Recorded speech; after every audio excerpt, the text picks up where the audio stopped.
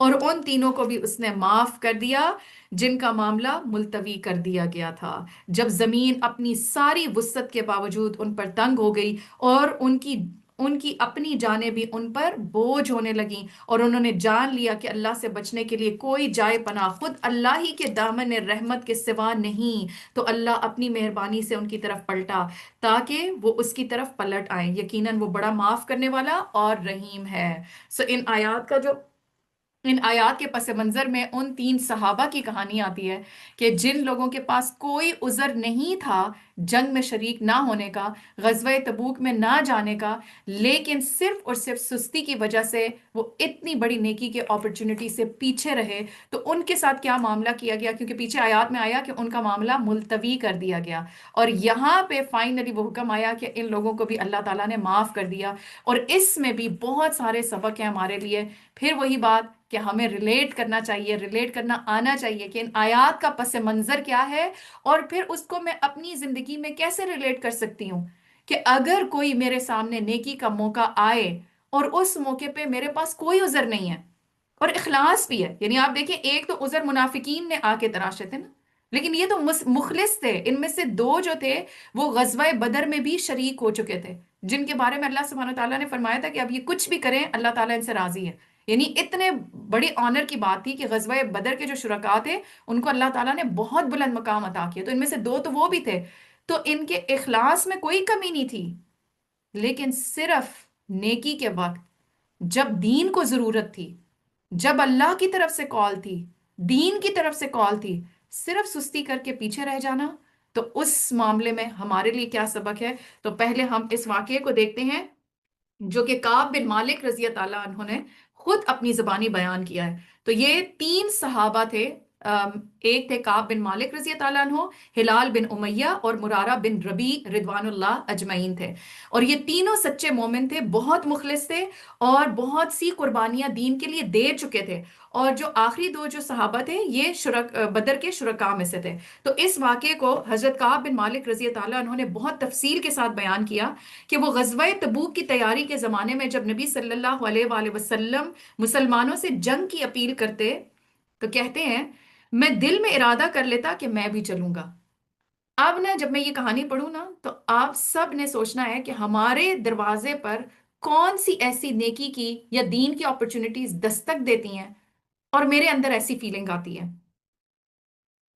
میں دل میں ارادہ کر لیتا کہ میں بھی چلوں گا، پھر سستی کر لیتا کہ ابھی تو چلنے میں بہت وقت ہے، وقت آئے گا تو چل ہی دیں گے، لیکن پھر وقت آیا اور سب لوگ چلے گئے اور میں پیچھے رہ گیا۔ کہتے ہیں کہ جب میں پیچھے رہا تو میں دیکھتا تھا کہ میرے ساتھ مدینہ میں یا منافق ہیں یا ضعیف اور معذور لوگ ہیں جنہیں اللہ نے معذور رکھا۔ کہتے ہیں کہ جب نبی صلی اللہ علیہ وآلہ وسلم جنگ سے واپس تشریف لائے اور حسب معمول آپ نے آ کر 2 رکعت نماز ادا کی اور پھر لوگوں سے ملاقات کے لیے بیٹھے، تو منافقین نے مجلس میں آ کر لمبے چوڑے عذر پیش کیے اور اپنی جھوٹی اور بناوٹی باتیں آپ صلی اللہ علیہ وآلہ وسلم کے سامنے رکھیں تاکہ ان کا بہانہ قبول کر لیا جائے اور ان کی جان چھوڑ دی جائے۔ لیکن کہتے ہیں کہ منافقین کے بعد جب میں آپ کے سامنے آیا تو آپ صلی اللہ علیہ وآلہ وسلم نے مجھ سے پوچھا اللہ تمہیں معاف کرے تمہارا کیا معاملہ تھا؟ کہتے ہیں میں نے بڑھ کر سلام کیا اور عرض کیا اللہ کی قسم اگر میں اہل دنیا میں سے کسی کے سامنے حاضر ہوتا تو اللہ کی قسم ضرور کوئی نہ کوئی بات بنا کر اس کو راضی کر دیتا۔ باتیں بنانی تو مجھے بھی آتی ہیں، مگر آپ صلی اللہ علیہ وآلہ وسلم کے بارے میں یقین رکھتا ہوں کہ اس وقت اگر کوئی جھوٹا عذر پیش کر کے میں نے آپ صلی اللہ علیہ وآلہ وسلم کو راضی کر بھی دیا تو ضرور اللہ آپ کو مجھ سے ناراض کر دے گا۔ البتہ اگر میں سچ کہوں گا تو چاہے آپ ناراض ہی کیوں نہ ہو، مجھے امید ہے کہ اللہ تعالیٰ میرے لیے کوئی معافی کی صورت ضرور پیدا کر دے گا۔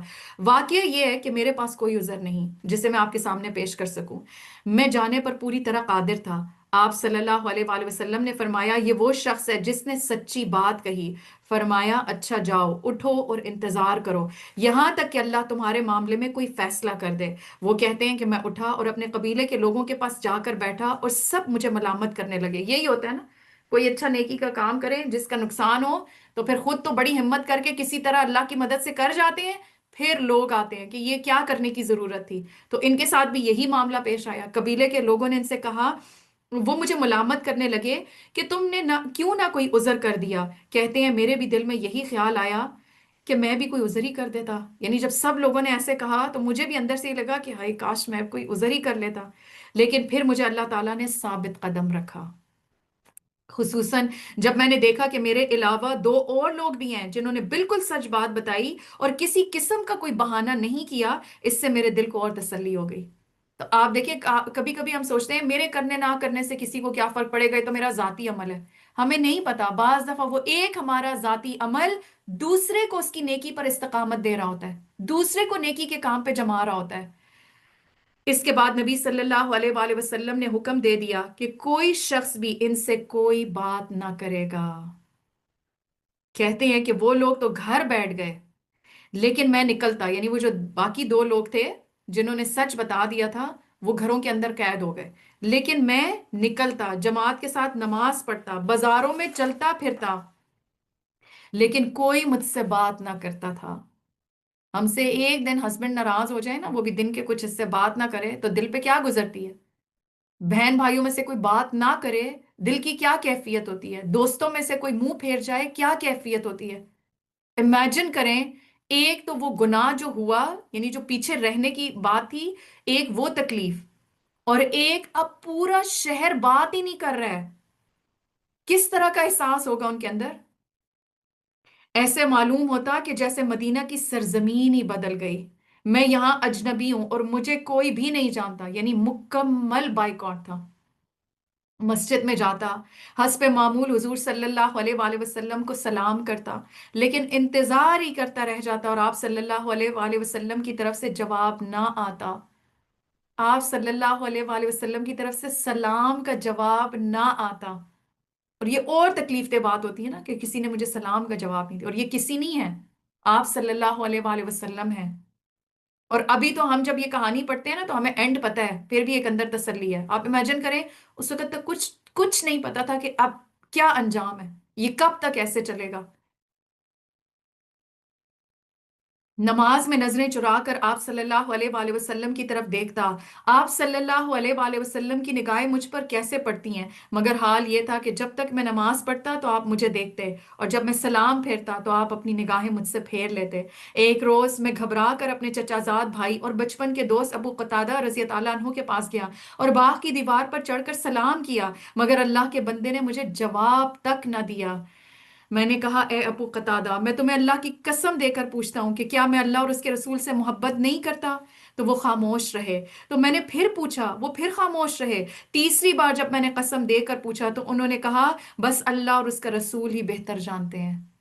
آپ دیکھیں باقی تمام اہل ایمان کا بھی ایمان کتنا زیادہ تھا نا، کہ یہاں پہ ہم جہاں پہ منع کر دیا ہے، پھر وہاں پہ چاہے اندر دل میں نرمی آ رہی ہے، رحمت کے جذبات ہیں، محبت کے جذبات ہیں. والحافظون لحدود اللہ، یہ اللہ کی طرف سے آیا ہوا حکم تھا. کسی نے چھپ کر بھی اس کی خلاف ورزی نہیں کی.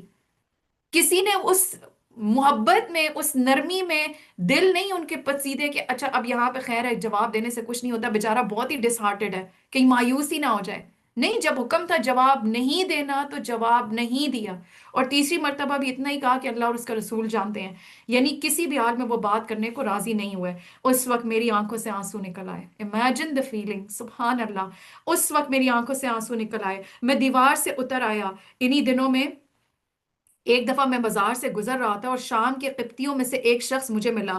اس نے شاہ غسان کا ایک حریر ریشم میں لپٹا ہوا خط مجھے دیا. میں نے اسے کھول کر جو پڑھا تو اس میں لکھا ہوا تھا کہ ہم نے سنا ہے کہ تمہارے ساتھی نے تم پر بہت ظلم و ستم توڑ رکھا ہے. تم کوئی ذلیل آدمی تو نہیں ہو، تم اس لائق نہیں ہو کہ تمہیں ضائع کیا جائے. تم ہمارے پاس آ جاؤ، ہم تمہاری قدر کریں گے. اب دوسری طرف سے آپ دیکھیں کہ کتنی اٹریکٹیو قسم کی، یعنی جب آپ خود اتنے ویک ہو رہے ہیں، ٹوٹے ہوئے ہیں، اور دوسری طرف سے اتنی آپ کو اٹریکٹیو قسم کی ایک آفر آ رہی ہو، تو یہ ایک اور بڑا امتحان. میں نے کہا کہ ایک اور بلا نازل ہوئی. اس وقت میں نے خط کو چولہے میں جھونک دیا، حالانکہ وہ ایک بادشاہ کا خط بھی تھا، آفر تھی.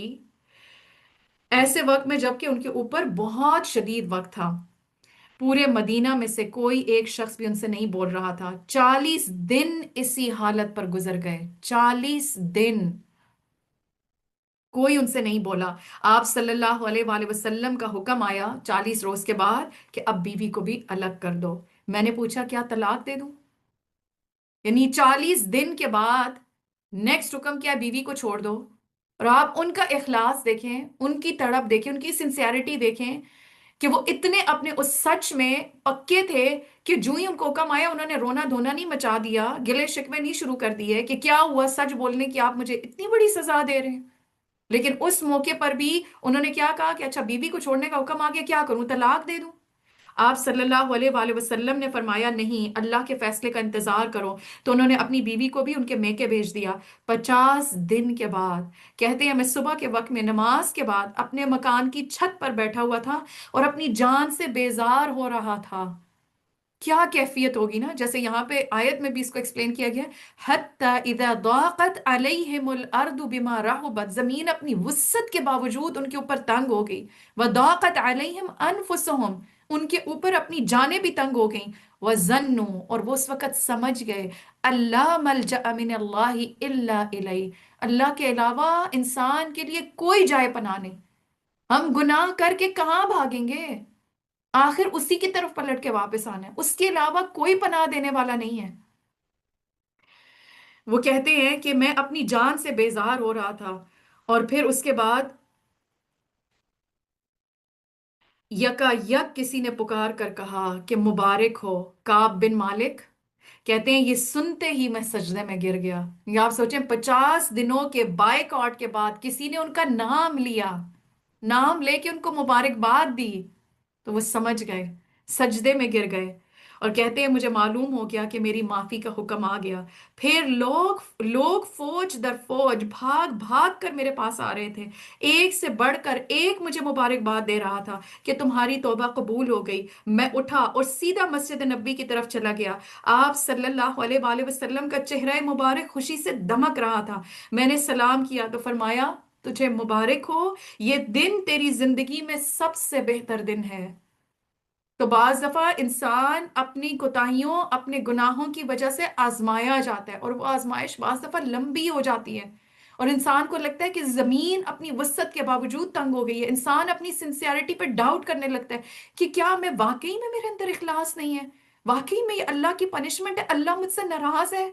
लोग भी बात नहीं कर रहे, इतनी तंगी, इतनी मुश्किल, लेकिन फिर उसी सच्चाई के ऊपर कायम रहना, तो अल्लाह सुब्हानहू व तआला फिर कैसे इंसान को नवाजता है। आप सल्लल्लाहु अलैहि वसल्लम ने फरमाया तुझे मुबारक हो, ये दिन तेरी जिंदगी में सबसे बेहतर है। मैंने पूछा माफी आपकी तरफ से है या अल्लाह की तरफ से है? यानी पीछे हमने पढ़ा ना कि जो मुनाफिकीन थे वो आके सिर्फ झूठे बहानों से आपको राजी करते थे। वो समझते थे बस ये राजी हो जाए, इट्स ओके, बस इनसे मामला ठीक हो जाए।